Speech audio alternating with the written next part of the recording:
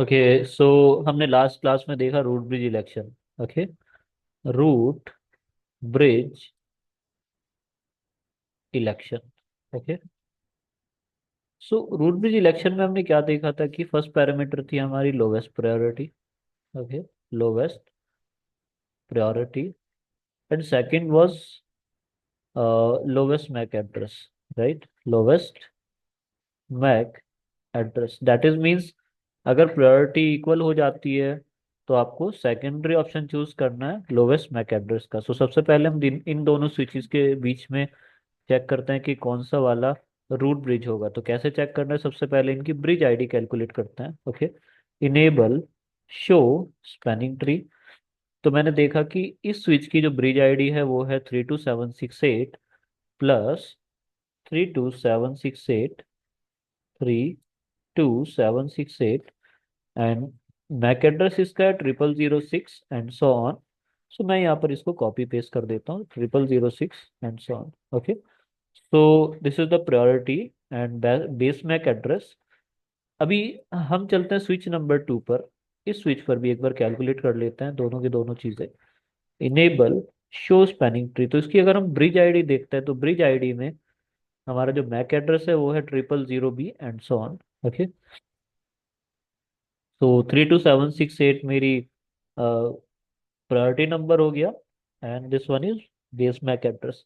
तो देखो, पहले स्टेप होता था आपको कंपेयर करना है क्या, दोनों का, दोनों स्विचेस को आपको कंपेयर करना है प्रायोरिटी नंबर। लेकिन दोनों स्विचेस की प्रायोरिटी सेम है तो आपको सेकेंडरी ऑप्शन चूज करना है लोवेस्ट मैक एड्रेस। तो इन दोनों स्विच में अगर आप कंपेयर करते हो तो लो मैक एड्रेस किसका होगा, स्विच नंबर 6 का। मतलब इस स्विच का क्या होगा, लो मैक एड्रेस। तो ये हमारा बन जाता है रूट ब्रिज। ओके।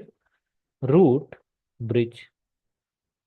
अब रूट ब्रिज बनने के बाद हमें इलेक्ट करना है पोर्ट।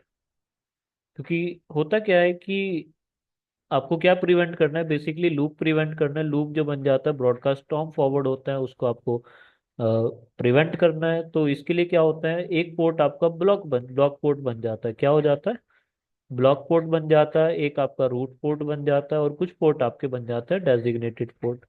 राइट। अब हमें देखना है कि डेजिग्नेटेड पोर्ट कैसे बनेगा, कौन सा वाला इंटरफेस आपका रूट पोर्ट बनेगा। तो इसके पीछे कुछ कैलकुलेशन होती है, वो हम एक बार स्टार्ट कर लेते हैं। Okay.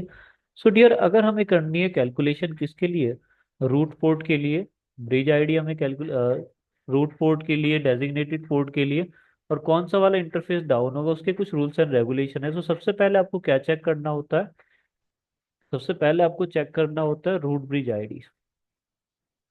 Root bridge ID. Okay. Second पर आपका होता है पाथ कोस्ट। थर्ड आप कंपेयर करते हो sender bridge ID, sender bridge ID, lowest sender bridge ID. फिर आप चेक करते हो sender sender port ID, port ID. और फिफ्थ में आप चेक करते हो रिसीवर पोर्ट आईडी। ओके। तो मेरे पास पांच अलग अलग पैरामीटर यहाँ पर आ चुके हैं, root bridge ID, path cost, sender bridge ID, sender port ID और receiver port ID. Okay. First of all first of all that interface that interface that is connected to the switch, जो हमारा root bridge होता है, root bridge से जो connected interfaces होते हैं उन इंटरफेसेस को आप बोलते हो डेजिग्नेटेड पोर्ट। राइट। वो ऑटोमेटिकली क्या बन जाते हैं, डेजिग्नेटेड पोर्ट बोले जाते हैं। क्यों, क्योंकि ये जो डेजिग्नेटेड पोर्ट होता है ये लोवेस्ट पाथ कोस्ट रखते हैं, लोवेस्ट पाथ कोस्ट रखते हैं किससे, स्विच से। राइट। अब अगर स्विच से लोवेस्ट पाथ कोस्ट कैसे रख रहे हैं, क्योंकि ये डायरेक्टली कनेक्टेड है और पाथ कोस्ट हमारा लग जाता है यहाँ पर जीरो। तो पाथ कोस्ट जीरो है। ओके। अब आगे शुरू करने से पहले एक बार डिस्कस कर लेते हैं पाथ कोस्ट कितना कितना होता है, कितना पाथ कोस्ट होता है एक बार कैलकुलेट कर लेते हैं। अगर हम बात करते हैं ईथरनेट लिंक की, ईथरनेट लिंक की स्पीड होती है 10 Mbps। ओके। इसका पाथ कोस्ट होता है 64। अगर हम बात करते हैं किसके बारे में, फास्ट इथरनेट पोर्ट के बारे में, फास्ट इथरनेट पोर्ट की स्पीड होती है, बैंडविड्थ होती है 100 Mbps बैंडविड्थ होती है, उसका पाथ कोस्ट होता है 19। अगर हम बात करते हैं 1 Gbps गीगाबिट लिंक, उसकी बैंडविड्थ होती है 1 Gbps। सो यहाँ पर आपकी जो पाथ कोस्ट होती है वो होती है 4। Right. So different different path cost हो सकती है। करंटली जो हमारा सिनेरियो है, इस सिनेरियो में हम देखते हैं क्या कि जो हमारा इंटरफेसेस है दोनों की बैंडविड्थ कितनी है, 100 Mbps। दोनों ही क्या है हमारे, 100 Mbps। दोनों ही हमारे क्या है, फास्ट इथरनेट पोर्ट हैं, राइट। अब दोनों के दोनों हमारे फास्ट इथरनेट पोर्ट हैं तो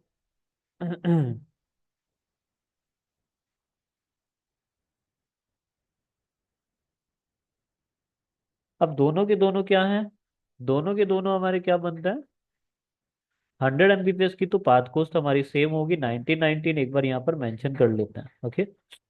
ये भी 19 हो जाएगी और ये भी 19 पाथ कोस्ट है, राइट। दोनों की सेम पाथ कोस्ट है। अब देखो होता क्या है कि हमारी रूट ब्रिज आईडी है, तो यही स्विच की ब्रिज आईडी है और यही क्या हो जाएगी, रूट ब्रिज आईडी। दोनों की दोनों सेम होगी क्योंकि ये रूट ब्रिज है। तो रूट ब्रिज आईडी आगे फॉरवर्ड की जाती है, राइट। जब रूट ब्रिज आईडी आगे फॉरवर्ड होती है तो अपने साथ दोनों साइड से एक पैरामीटर लेके जाएगी, राइट और नॉट, क्योंकि हमारे पास कितने पाथ हैं, दो अलग अलग पाथ हैं, पाथ नंबर 1 और पाथ नंबर 2। दोनों पाथ से हमारे पास क्या फॉरवर्ड होगी, रूट ब्रिज आईडी फॉरवर्ड होगी। सबसे पहले उसके साथ पाथ कोस्ट लग जाएगा 19। उसके बाद जब ये डेस्टिनेशन पर पहुंचेगा तो हम ये सारी सारी पैरामीटर एक बार मैच करेंगे, right. Root bridge ID, path cost, sender bridge ID, sender port ID, receiver port ID, सबके समय हम एक बार चेक करने वाले हैं, ओके। सो अब हम स्टार्ट करते हैं सबसे पहले कैलकुलेशन करना on the behalf of what, root bridge. So root bridge जब यहाँ से आईडी फॉरवर्ड करेगा तो यहाँ अपने साथ काफी सारी डिटेल को ऐड कर लेगा। जब इस वाले पाथ से फॉरवर्ड करता है तो अलग डिटेल आ जाएगी, यहाँ से अलग डिटेल्स फॉरवर्ड होंगी, राइट। सो सबसे पहले बात करते हैं जब डेटा ऊपर वाले पाथ से फॉरवर्ड किया जाएगा तो यहाँ पर क्या क्या डिटेल फॉरवर्ड होने वाली है। सो ऊपर वाले पाथ से जब ये डेटा फॉरवर्ड किया जाएगा तो यहाँ पर हमारे पास रूट ब्रिज आईडी तो है ऑब्वियसली।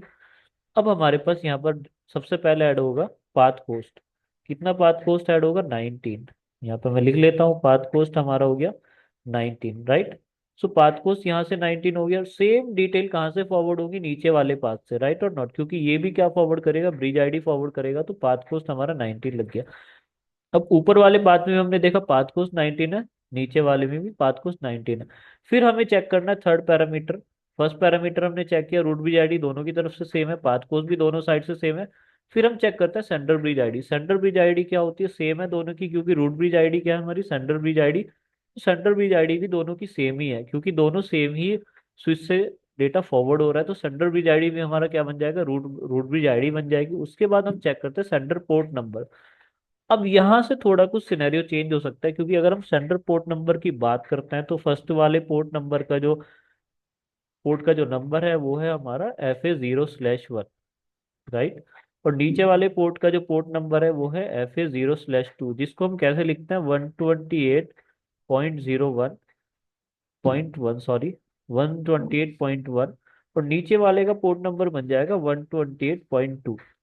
तो दोनों को हम यहाँ पर लिख लेते हैं, कितना कितना बन रहा है, ये हो जाएगा 128.1। और यहाँ पर हमारा जो सेंडर पोर्ट नंबर है वो बन जाएगा 128.2। तो अलग अलग हमारे पास क्या आ रहा है, पोर्ट नंबर आ रहा है। एक बार चेक कर लेते हैं, show spanning tree command put करते हैं और दोनों का एक बार पोर्ट नंबर भी चेक कर लेते हैं। शो स्पैनिंग ट्री तो हमें यहाँ पर क्या मिलता है, पोर्ट नंबर दोनों का अलग अलग मिलता है, राइट। वन एक का होगा 128.1 वन और दूसरे का 128.2। तो अब अगर हम इन दोनों को कंपेयर करते हैं तो लो हमारा पोर्ट नंबर किसका, ऊपर वाले स्विच का, ऊपर वाला जो हमारा पाथ है उसका पोर्ट नंबर बैठता है 128.1। नीचे वाले पाथ का पोर्ट नंबर है 128.2। अगर हम इन दोनों को कंपेयर करते हैं तो नीचे वाले का पोर्ट नंबर जो है वो हाई निकलता है ऊपर वाले के कंपैरिजन में। तो लो पोर्ट नंबर ऊपर वाले का है तो ऊपर वाला पाथ क्या बन जाएगा हमारा, वाला हमारा पाथ जो होगा उससे उसके बाद उसके उसके बिहाफ पर ये वाला जो ऊपर वाला पोर्ट है FA0/1, ये बन जाएगा रूट पोर्ट। क्या बन जाएगा, रूट पोर्ट, राइट। सो यहाँ पर इलेक्टेड जो पोर्ट हुए वो कौन से हुए, क्योंकि मैंने आपको बताया था कि भाई lowest sender bridge sender path को जो लोवेस्ट पाथ को कौन रखता है, ये दोनों इंटरफेस FA0/1 FA0/2 ये दोनों क्या बन जाएंगे, डेजिग्नेटेड पोर्ट बन जाएंगे। ये भी डेजिग्नेटेड पोर्ट बन गया ऑटोमेटिकली, राइट। अब जब ये डेटा आगे फॉरवर्ड हुआ तो यहाँ पर दोबारा से इलेक्शन हुआ। इस इलेक्शन के बिहाफ पर हमने क्या देखा कि ऊपर वाला जो इंटरफेस है वो कम वो रिसीव करता है सुपीरियर बीपीडीयू, क्योंकि यहाँ पर क्या है कि एक वैल्यू के बिहाफ पर ये डिफर कर चुका है, ये छोटी वैल्यू यहाँ पर मिल चुकी है, तो 128.1 ये क्या बन जाता है, रूट पोर्ट बन जाता है, और नीचे वाला इंटरफेस बन जाता है आपका ब्लॉक पोर्ट। तो दैट इज वाई FA0/2 अभी एक ब्लॉकिंग कंडीशन में है।